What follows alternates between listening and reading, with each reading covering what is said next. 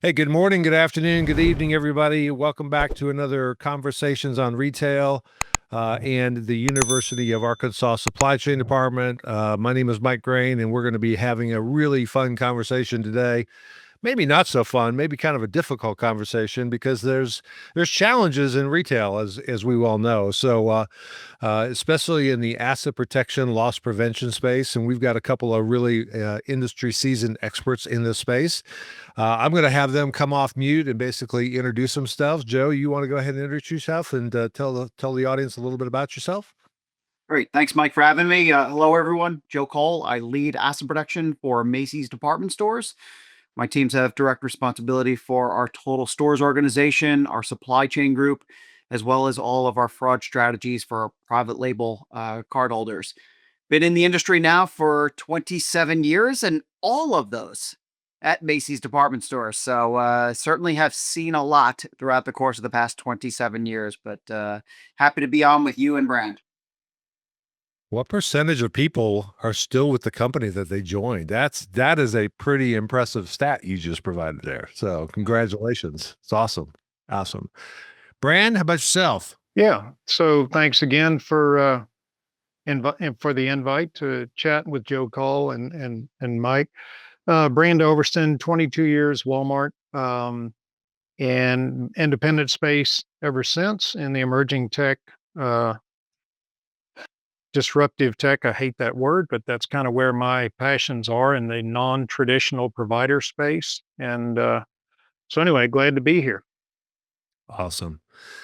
Well, guys, we're gonna start with the probably the most difficult question. I call it the elephant in the room that everybody kind of sees, which is in my 45 years, either as a CPG supplier with Procter and Gamble, or my years with Walmart, or working with other retailers, I've never seen the retail industry more challenged, both from an asset protection standpoint, a safety standpoint, shrink, et cetera. Everybody's talking about it. Everybody's talking about the challenges of knowing what you got and where it's located and what's not getting paid for. Did we get everything we paid for? What's going on? And I'm going to kind of unpack this one at a time. We'll probably have Joe start that first, but you could tell us a little bit about what's going on from your perspective. What's changed that's causing some of the dynamics in the industry right now? Yeah, it definitely the past few years has put retail theft, retail crime, retail violence. You can name it however you'd like, at the forefront of a lot of people's minds, whether that be individuals working inside of retail or even people that are just visiting retail. And that's what's different. You know, it's been on my mind for 27 years, retail crime and all the strategies we put forth to mitigate retail crime. But I think there is so much focus on it right now. I think, the media has covered it very well over the past few years. And when you think about what has changed or why has it grown so incredibly over the past few years, it is hard to not tie back to a couple of different things. The shift in decriminalizing retail crime across the country. We saw it even before the past few years out in California with Prop 47, and where you began to see a direct correlation to a rise in retail crime in California related to decriminalizing that type of theft and activity, which just starts to get those individuals that may be fence sitters, individuals that are wondering whether or not they should dip into the world of retail crime, to realize it's pretty valuable for them and low risk and high reward. And then you start to see that go across the country.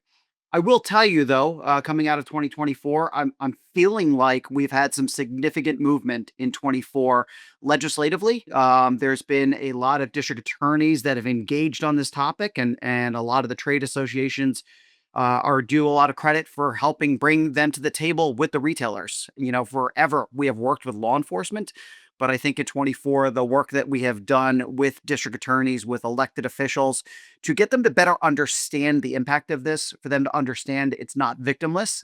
In fact, with all of the retail violence, there are clear victims involved in this. And then it's also retailers don't have insurance.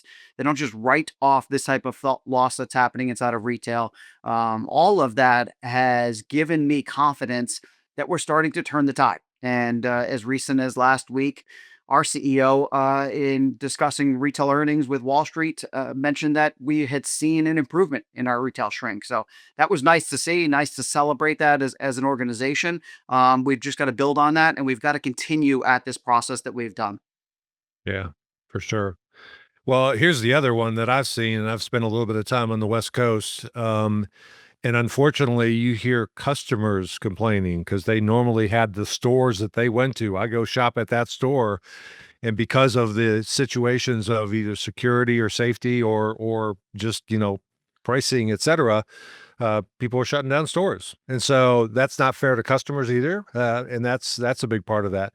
Brand, from your perspective, similar. Any other observations you have in terms of the environment that's going on right now? Yeah, absolutely agree with what Joe said. The media obviously helped fan the flames and bring it to the forefront. So a lot of these issues, even though in my experience, the violence was the most troubling, the surge in violence, but that is also captured and amplified on social media. So naturally, like everything else, a good cops episode grabs the interest. But I think, the silver lining of COVID and trying to handle and make it through the pandemic was, in my experience, it broadened the sense of leadership that there is more to the shrink puzzle than just tackling shoplifters. Joe's doing a great job with it at Macy's with the introduction and really being the leader in RFID and shrink visibility space. That's going to tell us a whole lot different story, or a more complete actionable intelligence story. With the other tier one guys, same experience. They're now at the table in a different light. It's not, okay, how many apprehensions did you have? How many internals? What is your shrink? You get a shrink budget, you blow it, you get fired, etc. I think it's the silver lining again is the fact that it's brought those leaders to the table in a different light as a true business partner to say, okay, we understand the inventory fluctuations. And I know you know this, Mike. Um, Inventory was about as chaotic as it's ever been in retail during the pandemic, and it had a long tail, just like shrink. I think when that began to settle down, and when I was with Walmart and I had the analytics group, that was one of my teams. We always did these analyses, if you will, that really in tandem, when inventory levels went up, guess what else went up? Shrink and accidents in the stores. And when they changed and started to flatten out, or we got inventory under control, the other components often came down with it. Now, I'm not saying it's causation, correlation. We understand the difference, but I think, excuse me, I think now it's different in that we get it. It's got a lot to do with inventory fluctuation. So we know there's risk if I'm a buyer and I'm trying to keep the shelves full and I know I have disruptions in supply chain. So I'm going to, 2x my order or 0.5x it. You've got more inventory than you need if it actually shows up. And all of those handling accounting issues that are related to inventory management are amplified. Throwing salt into the wound, reducing store staffing on the floor. I don't know that too many retailers have actually gone back to pre-COVID staffing levels. And I know one that I'm intimately familiar with. I can see the finance guys salivating, saying, wait a minute, we took staffing down, pick a number, 10%, and we crushed it during COVID. Why in the world would I put that 10% back? I saved $80 zillion. We don't need that, without a full perspective on there is risk to that absence in shrink. Mm. So all the retailers I've talked to, yes, they're making good headway and it's coming down, some of them pretty impressively. But I attribute that a lot to not only the things Joe said, but also a calming and getting back to a more predictable and stable inventory management. Awesome. Well, that to me sounds two things. Number one, you guys are absolutely on top of what your businesses are, and certainly this is good news for me because I've heard a lot of the horror stories, especially with as Brand knows, with a son in the asset protection area for Walmart, especially going from one pretty nice area to a little bit about a tougher area.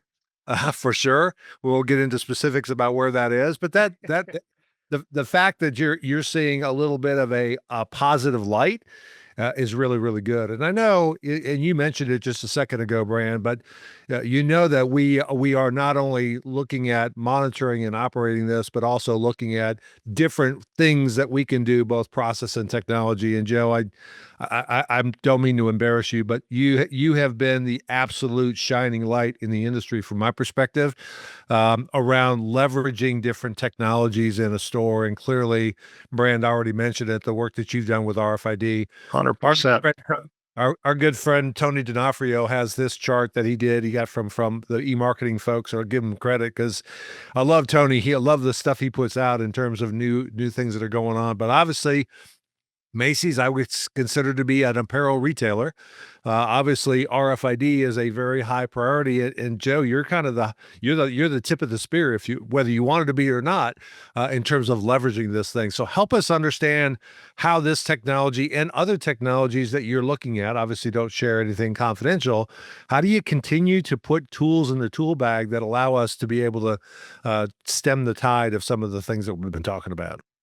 Yeah, for sure. I mean, it doesn't get old talking about RFID because I think it continues to answer questions either that we had or it creates new questions that we didn't know that we needed to ask just based on that merchandise visibility, inventory visibility to what Brand was talking about.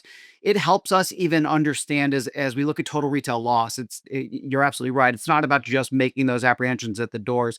That's not what's going to drive greater profit improvement and reducing the shrink loss for a company. You have to understand where it's coming from, and having the opportunity to lead our stores organization, inclusive of our supply chain, it allows us to have a broader reach on defining where that loss is occurring. Quite frankly, it could be occurring before it even reaches our stores, but it's showing up as a shrink number for our locations. And for us, really happy with the fact that we've got RFID that allows us. I think Mike, I'll butcher this, but it's that flashlight in the dark room. I think is how you mentioned it. Yeah. Definitively does that for us, and I look at some of my peers right now that are challenged with some shrink numbers that are not seeing that return.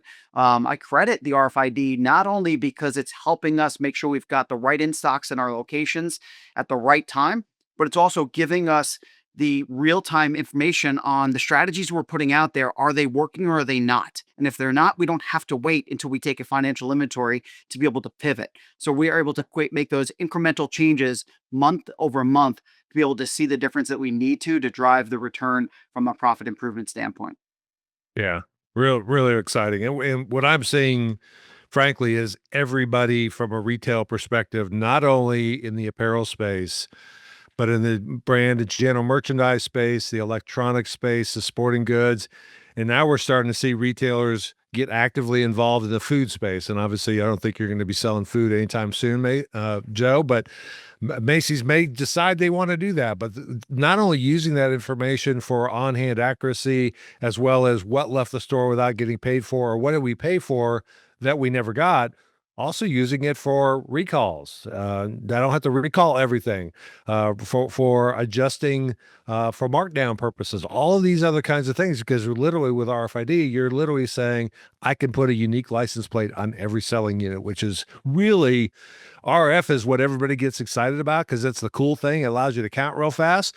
The ID part, which is that unique UPC G10 and the serial number together, that's the real unlock. That's the real unlock. And I know, Joe, you use that several times to be able to prove that product that left the store without being paid for was yours, and you could go back and claim that. And that's a pretty good use case as well.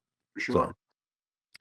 Brand, how about what are you saying? You just got back from I forgot what that was called. Joe and I went to NRF because it was in his backyard and it was only a Yeah. 1 day flight for me. You decided to get on a plane and go like 27 hours over to Germany or something like that. But you saw a lot of stuff too. I saw a lot of notes you put in LinkedIn about some cool technology you were looking at. What did you come up with? Every year in Germany at Dusseldorf. So on every third year, it's Euro Shop, and it is about 17 or 18 convention halls full of everything retail. And every year it's Euro Sys, which is just retail tech. I go every year, regardless of what show it is. And, I guess I'm getting old enough to be able to say, okay, this is what I saw last year, the year before, the year before, the year before. and I want to say this, it may not be answering your question, but I think it is really important, is that every year I saw noticeable reductions in gadget providers. So merchandise protection tethers and dings and EAS systems and all of that stuff that is introducing friction to the honest customer shopping experience, I see less and less. And this year I saw one vendor that had gadgets. Hmm. What I also saw, and you guys saw it at NRF, was the proliferation. It's ubiquitous. AI is everywhere, whether it's really they're doing it or that's their banner to get you to have a conversation. But what that tells me as a practitioner is that the boundaries of what used to be, that's an LP solution, that's an inventory management solution, that's a back office solution, those boundaries are gone because AI, as we all know in computer vision, so Everseen, Zero Eyes, Ocucon, you name it, there are providers in that space that are no longer one trick ponies. So it's encouraging to me to be able to see that, number one, and number two, understand that that should help the Joe Colls of the industry saying, look, we don't have to do X, Y, and Z anymore. The 1970s are over. There are much more progressive technologies out there that do more than just prevent theft. So back in the day, and I was the guy at Walmart when we started EAS, trying to convince providers, hey, it's going to improve your sales. It's going to do all these wonderful things. Well, here we are 25 years later. It's a different ball game. So I was very encouraged by what I saw. Presumably y'all saw the same thing at NRF. Those one trick pony shows are really fading. Not to say it anytime soon you're not going to see them anymore, because there's some retailers, you need certain solutions. But I think the solution set for the Joe Calls is much broader now, and you're not stuck in a box of gadgets. You can do a whole lot more. So it's very encouraging being over there. I love it. BOP's collaborative inventory intelligence technology is helping many retailers and CPGs such as Colgate, Palmolive, PepsiCo, Coty, and Duracell avoid lost sales, markdowns, and spoilage by streamlining their next-gen collaborative planning, forecasting, and replenishment process. Learn more at bops.ai. I don't know if you guys have seen this before, but it's an interesting kind of concept. You guys familiar with going a little bit off script here, but the Lowe's Project Unlock? Mhm. Yep. You literally are required to purchase the product and validate that you've purchased the product. Brand, I know you've been Yep. part of those kinds of executions as well. Is that unlock just a really, really cool way of looking at it? Or is there application outside of things like electronics where you could figure out how do you render the product really useless unless you pay for it? Is that an opportunity that the industry is looking at, or is that just a one-off kind of test that a particular retailer did? I'll go first. We collaborated with several other retailers, gosh, 10, 12 years ago on the idea of point of sale activation. And I'll Mhm. skip all the drama and the vendors and providers, but the concept is exactly what you said. If you steal something, it'll never function as you intended it to do, be that a power drill, a video game, an iPhone, anything that has firmware where you Mhm. can store that one-time use code, it applies. Now, the logic beyond that, extending beyond logic, and so, in Macy's, obviously, leather jackets and purses and apparel items don't have firmware. But Mhm. how do you extend that use case that there is actually some sort of a function that inhibits for perfume, for example, so the plunger won't work, so it Mhm. doesn't spray? Is that a chip? What is that to make that prohibitive feature engage? Where we fell down 10, 12 years ago when we started this, the marketing message we learned pretty quick is absolutely critical. You can put that out there. And I remember when Lowe's had that huge sign, I loved Mhm. it. It said pretty bluntly, I mean, I liked it because that's me. It said, hey, if you steal this, it won't work. It was something that blunt. And I'm like, that's what we screwed up. We put this tiny microscopic label on a package that no crook's going to look at. They don't give a crap to say, blah, blah, blah, whatever it was. instead of aggressively marketing it and making sure that everyone understood. For those that have malicious intent, you probably ought to go elsewhere because it isn't going to work. So it's been a slow haul. I mean, we're talking about RFID. Christ, we've been talking about that for 30 years. Um, it's a slow haul, but I like it. I'm a fan. Yeah. Yeah, I think Brand on that comment around like the firmware, I think you're going to even see it in a non-tech play here in the near future with gift card fraud and just the amount Perfect. activity that's happening around gift cards of these organized groups that are coming in, taking the gift cards, taking them out of the locations, bringing them back in, and then just waiting, running some bot software to be able to identify when they're activated. I think if you're going to start to see the proliferation of point of sale activation of those gift cards more so than what it is today, where you're scanning the barcode and then loading the money onto it, you're going to actually have some sort of pin that's generated at point of sale. So it's like a project unlock, but it's, you know, a little less tech. It's just, but it'll start to reduce some of that loss that's happening there because that is hundreds of millions of dollars right now. Yeah. Great point. Great point. So I know, Brand, you spent a little bit of time, obviously a lot of time with a retailer, but I also believe you've been spending some time with suppliers of the world, the CPG suppliers of the world. I'd love to be able to hear from both of you guys. What's the role that the supplier plays in this equation? Because we always think about retail shrink as a retailer issue, but I think solution providers, obviously CPG, collaborating together to figure out how do we all own this problem. Brand, I'm going to have you go first, and just anything that you've got in terms of what role does the other non-retailers play in trying to help drive this issue? Well, you and I both remember the late 90s. And relationships with CPGs were very, you Oh, don't remember that? I don't remember the 90s. Okay, yeah, whatever. What do they say about Woodstock? If you think you remember it, you really weren't there. Um, some listeners will say, "What the heck is Woodstock?" You got me off track now. What were we talking about? Suppliers, Oh, suppliers. supplier relationships. So yeah, from the combative Heisman stiff arm, deal with it retailer. We're not, you know, that's your problem. That's your failure to execute. That's your failure to check in merchandise. That's your failure to secure. And then, you know, the ensuing catfights that came after that, much like our trade wars. Um, we're in a very different place now, in my experience with CPGs, be that it doesn't matter who they are. Now, that's not to say that there aren't still conversations. If I'm a big GM retailer and I'm like, you're going to write me a check for $20 million a year for shrink, or you're going to pay for EAS tags, or you're going to pay for RFID tags, et cetera, et cetera. At the end of the day, we know those little things all show up in cost of goods. So the retailer's paying for it at some point. But those relationships, I think, again, silver lining of COVID really amplified the pressure on shrink that it is now, you can't ignore it. If I'm the board of directors, the audit committee of the board of directors, I'm like, where in the world did X billion dollars of merchandise go? And of course, the successful answer can't be, damn if I know. Um, so those relationships, in my experience, and that's what I do now for 8 years, much healthier. It's not always easy, but it's more mature, it's more collaborative, and you get to a baseline. And that includes the small dollar stores all the way up to Walmart. It's more healthy than I've ever seen it.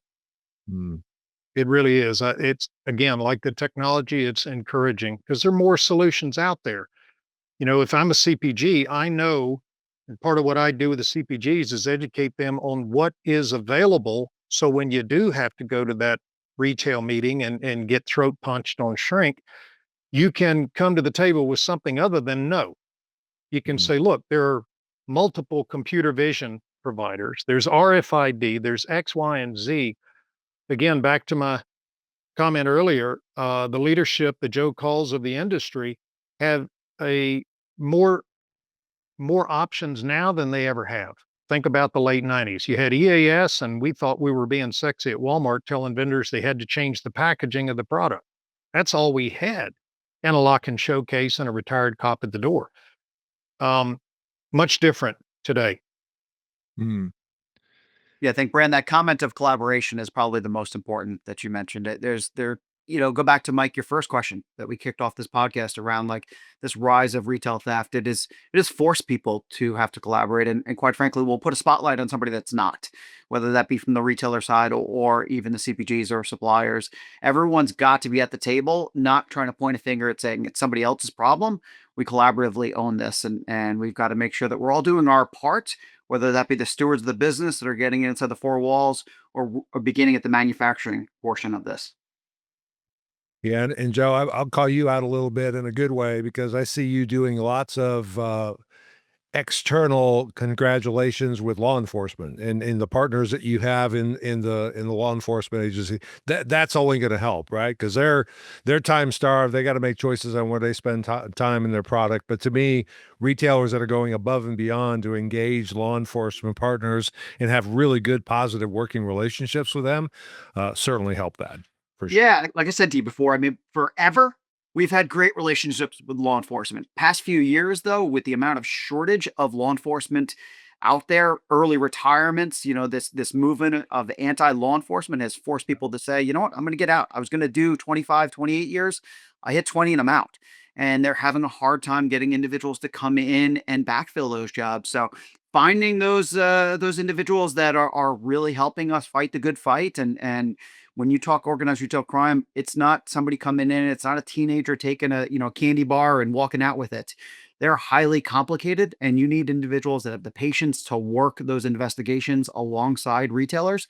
And in the past few years, we've had individuals like the Department of Homeland Security investigations that have really worked alongside. You're starting to see investments at the state level on highway patrol, organized retail crime, law enforcement groups. And then you get individuals like I saw recently out in South Texas that are two-man teams, but they're doing everything they can to work these investigations. And we have to slow down and make sure that we are really recognizing the efforts of the men and women of law enforcement.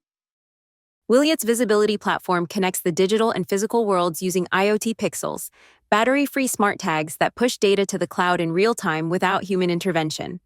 Their mission is to make every single thing an agent of change, enabling ambient IoT by adding intelligence and automation to food, apparel, packaging, pharmaceuticals, and other products. Learn more at Wiliot.com. Well, let's switch gears here a little bit. Again, I'm gonna highlight something that Tony put out recently. But Brand, you've been a big kind of proponent of this from a public standpoint, which is guess what? Locking it up and having somebody go find it doesn't necessarily help the sales. We used to call those sales prevention strategies. Remember when we were still Oh yeah. so, but this whole issue of locking stuff up and being concerned about obviously the violence, and I know unfortunately Joe, you got to unfortunately you had to experience that last year. Horrible situation. But we want to make sure that we're protecting our associates and our employees who are working in the stores as well. The merchandise takes a second backseat to that. But Brand, help us think through, because this was Tony's slide, which is 69% of the people who came in basically are not happy with the fact they got to go find somebody to unlock product to bring it to them. So walk us through, how do you balance that being able to protect those assets and make sure that they do not get stolen from you, from giving the honest people the ability to have access to them without a lot of negative stuff that they got to work through. Yeah, it's a bit of a slow dance with fate. All the way back in the 90s, you didn't have all the internet options you have today. You couldn't go to Amazon and order whatever you wanted and have it delivered tomorrow. So you pretty much endured. You had to wait. It was frustrating. And again, back to the staffing issue, that's when we actually had staffing that could respond to those alarms, even though it might take longer. So through COVID, we've made it even more challenging with the reduction and repurposing, if you will, of store staff for various reasons. But the challenge now is, and as I've toured, I won't mention the retailers, but we spend a fair amount in retailers of all tiers. And the day is different now that if I go into a store and all I'm looking for is some travel sundry items, getting ready to get on a flight, I need toothpaste, a small shampoo, et cetera, et cetera. I'll probably have to endure and wait because I'm getting ready to go on a flight. But if I go into a store and we've seen it all over the press, so I will mention this retailer, Walgreens and CVS. Virtually everything in those stores in some markets behind glass, everything, whether it's bubble gum or whether it's a $50 bottle of perfume, it's behind glass. And there are typically two people, if that, in the store. So the challenge then becomes, why would a customer with so many options to be able to order elsewhere, why would they put up with that? You can have it delivered the next day on your doorstep before you ever leave the store. So I, as a retailer, that is new in my discussion and my analysis of when and what to lock up, because they do have other options. And I do now incrementally, significantly add to my risk of losing that sale. It depends on the item. Obviously, if I need a leather jacket and I want the one Macy's has got, I'm going to wait probably. But if I go into Walmart and I need a few things that, are common items, I mean, you know what? Screw that. I'll just order it online. It'll be on the door tomorrow. Um, that to me is what's different. And even from my day one in April 95 joining Walmart, I was never a proponent of locking up merchandise. But again, that was caveman days. That's what we did because that's all you had. Today, I think there are numerous other options that those should be increasingly infrequent occasions. Now, again, Joe, if he sells a $5,000 leather jacket, it's probably worth doing something beyond putting a camera on it. But for the rank and file consumable merchandise, et cetera, in say a Walmart store, mass merchant, you got to think hard about that because we know, always did, you lock it up, you lose sales, period. I don't care, you compromise sales. And I've forgotten who the CEO was that said that. Maybe it was Walgreens recently. Yeah, it was. Yeah, that said, we know this. And I'm like thinking to myself, okay, if you know that, is there a corresponding investment in technologies to get you out of that situation? Or do we just continue to pour salt in the wound and say, you know what, life sucks, but all we can do is lock it up? I think we're better than that as an industry. Well, I know we're better than that as an industry. Well, and Mike, there was a second part of what Tony had shared on that, which I thought was really interesting. I guess a little surprising to me as well. The younger shopper was more inclined to not wait than any other demographic or age group that was on there. And it kind of ties back to what Brand was talking about. They have at their fingertips and they are so quick. Certainly Yeah. speak to even my daughters that are now into this whole world of like buying items and then reselling them. And they're able to do it all on their phones and print out the labels. And they are quick to activate different ways of buying, whether that be in a store or online. And when you think about that newest shopper, that younger shopper that's coming into retail, you're going to set them up with this mindset of, if I go in and there's any resistance, I'm walking and I'm going somewhere else. And retail is all about market share and gaining market share. Certainly not about the losing market share, to the comment that, Walgreens, to your point, Brand, if they know it, then what is your pivot? What's your next move now? Yeah. Yeah, that's right. And obviously, you got these are all things that you got to balance. You got to balance not locking stuff up so you can keep the honest customers to have free access to the product they need, while protecting the investments you got, while protecting the associates, the employees you've got in your store, and you keep going down the line, right? At the end of the day, I think the customers who are ultimately honest are the ones that are having to pay for some of the problems that are in the industry, and we all kind of know that. So Amazon loves it. I mean, I don't know whether it was Jeff or their current CEO said, we know that.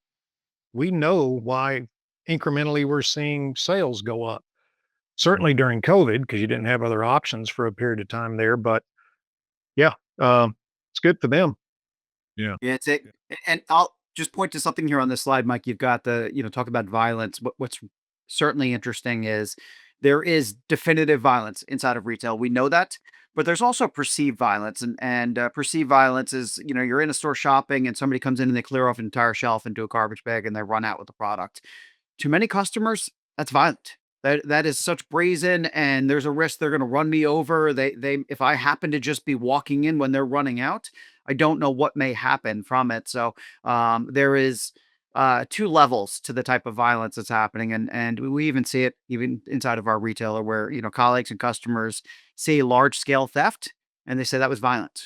And if it's violent because of just the way it happened, not because the person was actually violent in it, and I think that is changing the dynamic of people coming into retailers. And That's why it's kind of like a double edged. These Walgreens are locking it up, obviously, because they are feeling like they have no other resorts, albeit there probably are other opportunities that they can go after. But I certainly don't want to speak for all of them. I'm sure they're trying very hard every single day to try to find a alternative solution. But definitively, that violence or that perceived violence is at play there as well. That's a fascinating perspective. I never even thought about that. I thought it was actual violence when you mentioned it, but you're right. I'll guarantee you, if my wife saw any kind of a grab stuff and run out the store and knock over stuff as you do it, that she would see that as a violent. I wouldn't. I'd go, I know exactly what that person's doing. I hope he gets caught or she gets caught, etc. But other customers may see that as, wow, this I was not in a safe place right there. I don't know what happened to me, right? Who knows when other things could certainly happen. Great The perspective. other thing, the other, component to that is, where shrink rates were, again, overused word, unprecedented at most retailers as a result or during COVID. And as they begin to settle down, kind of the hope was that, is this, as a retail industry, our Sputnik moment? Is the pain bad enough to say, if I'm CFO or I'm the capital committee chairman, I'm like, you know what, guys, we cannot give asset protection another $5 million for padlocks. Something has got to change in this space. And I am always, a glass half full guy, so I'm very patiently waiting. But I, in my conversations, I'm not sure it's as palpable of a change that impatient people would like to see. That companies are saying, all right, enough of this crap. I'm going to give you $50 million, whatever. You go explore with technologies that you, AP, VP, feel are going to make a positive difference and get us out of this ditch. But obviously, I mean, all of us know, when the shrink numbers start going down, guess what? So do the checks to the AP division. That was my experience. They're like, well, hell, you got it under control. You don't need money. And that's the same analogy as, driving your car and say, well, I don't need to put oil in it. It doesn't knock. Well, so, but it's a hard paradigm shift for some retailers to say, look, I can repurpose that money to drone delivery or painting the stores or doing other necessary things. But I'm still patiently waiting to see if we have proof that this debacle we just went through was in fact our Sputnik moment, or is it going to be incremental? We'll just have to see. But the solutions are out there. There's plenty to choose. Well, there's a lot to choose from now. That doesn't mean a guy with a badge. And we talk a lot about retail shrink, and it feels like 90% of what we talked about, and probably rightly so, are bad guys taking stuff, bad girls taking Mhm. stuff. We all know, Brand, that that's not the only reason for shrink. Sure. We've also got situations where we didn't get everything we paid for. Not that it was a malicious thing, but hey, I ordered 50 shirts and I only got 25 of them, or I got the wrong 25, which screws up my audience and my inventory, etc. Obviously, RFID has helped play a role with that. Do you see the industry, and again, not looking for any for you, especially you, Joe, to share anything you're uncomfortable sharing, but is the industry starting to look at the ways that that flashlight in the dark room, as I like to call it, that ability to be able to say what's actually coming into the store that I expected versus what did I get shorted? Do we start to see some progress in that area?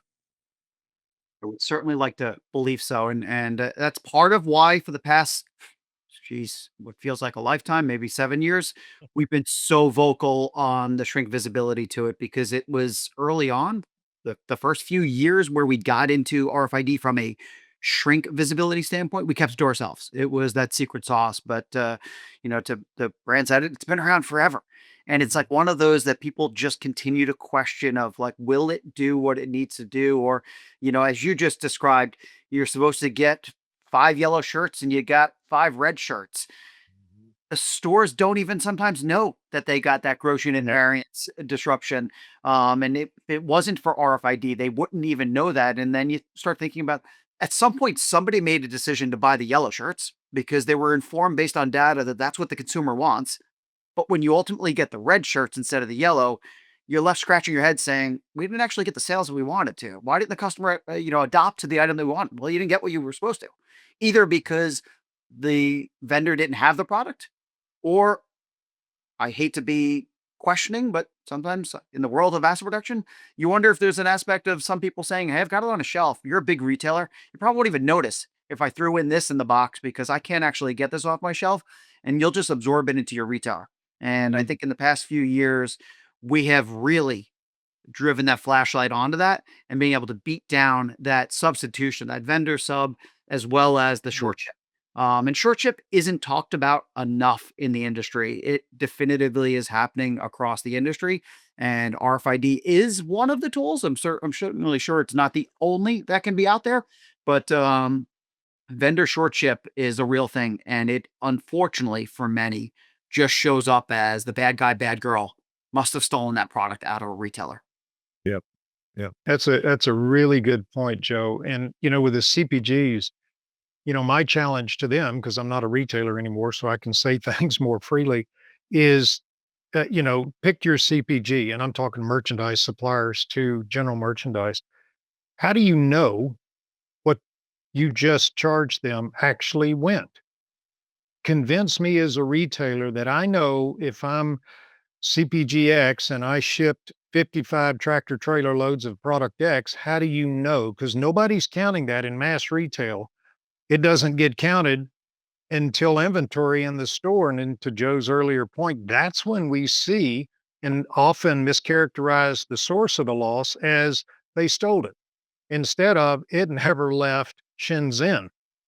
The container fell off the ship and nobody is going to do an invoice adjustment electronically. They're going to file a claim so they're whole financially, but nobody's going to call Target and say, "Oh, hey, we lost a container. Here's what the bill of lading said was on the container. So we need to adjust the invoice down."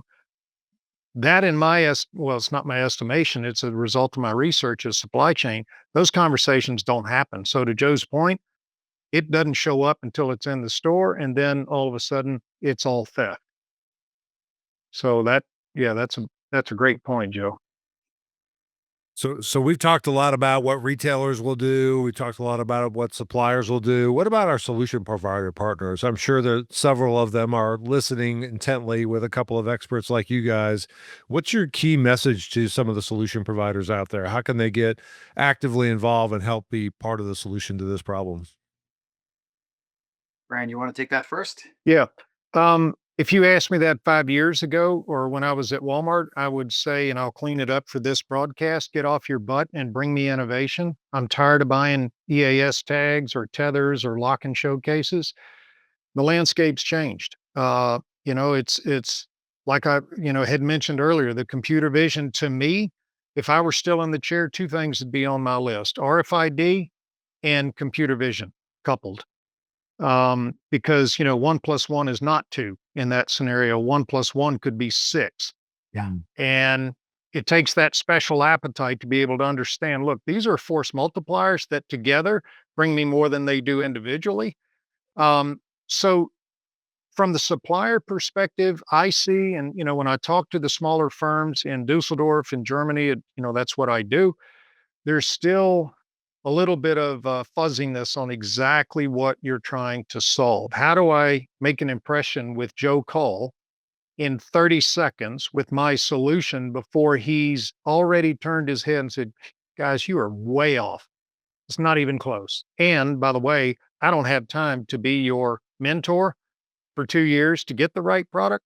I think we're getting in the supplier side much better at specificity of purpose, but once you look at AI, and you guys saw it at NRF, and I've heard it for 2 years now at NRF, it's almost a solution in search of a specific problem. Mm. We're not there yet where there is that specificity. So, but we're getting better. On the retailer side, if I were still in the chair, I'd be much happier now because I can bring different solutions to the table that appeal to more than just the AP guys. I can go sit down with the chief merchandising officer and say, "Hey, dude, look, this is computer vision. I can do X, Y, and Z with it, blah, blah, blah." Get them all hyped up. And the footnote can be, and oh, by the way, I'll know if somebody comes in and rakes off that circle rack real time. I have an opportunity to do something. Um, so again, yes, I'm very optimistic. It's slow, but the direction to me is correct. We just need to, the Joe Colls, I guess, in those conversations with those providers. And I know, Joe, I'm just using you as example, dude, but Yeah. they need to be blunt and say, dude, stop.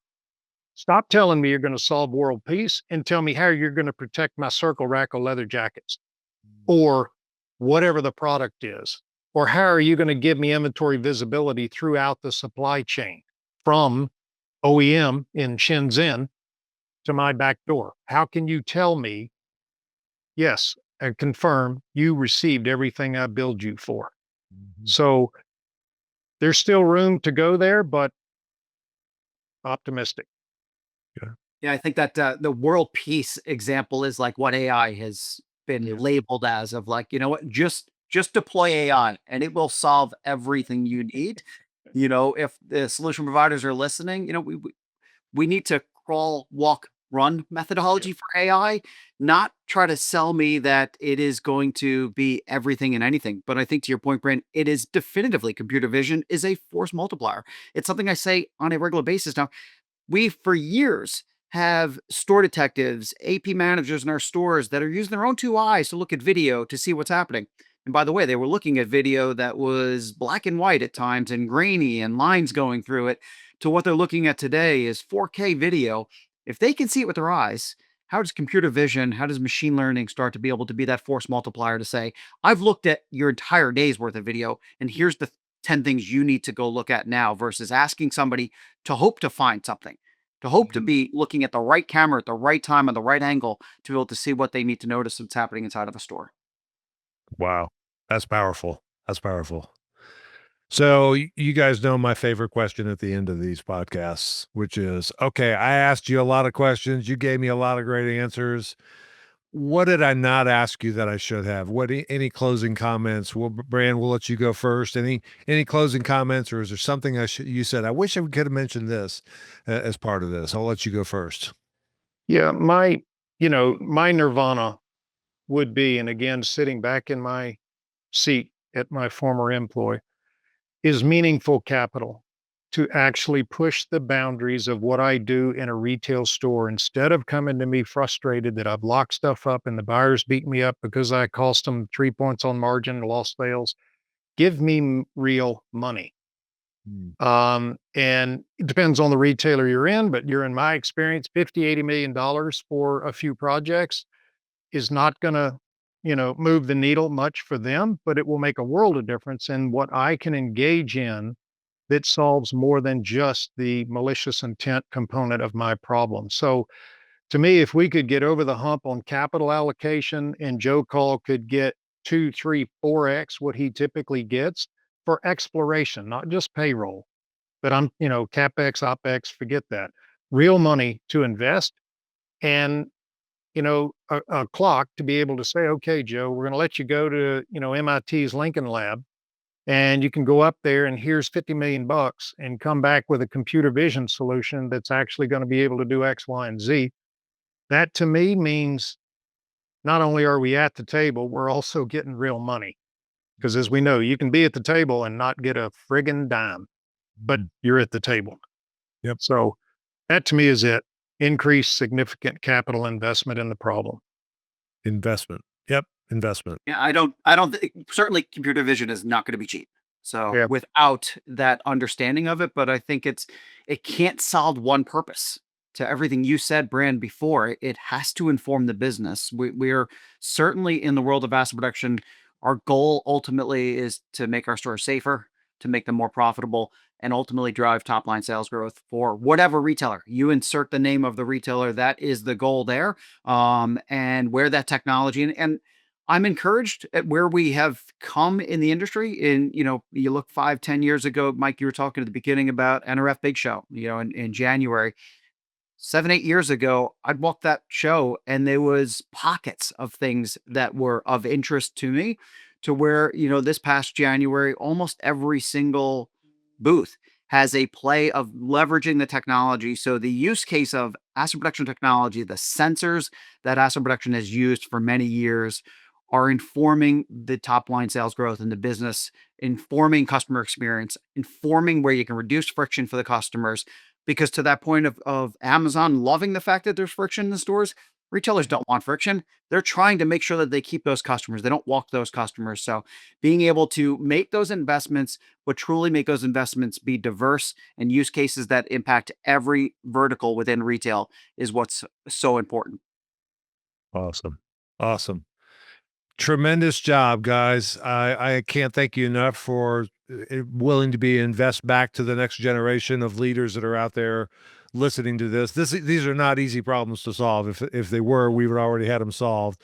It takes dedication. It takes hard work. It takes tremendous amount of collaboration, as we already talked, with suppliers, with solution providers, with law enforcement, with, frankly, as you mentioned before, Joe, politicians and who are making laws that help support some of this stuff. So I want to thank you guys so much for all of the time you spent on this.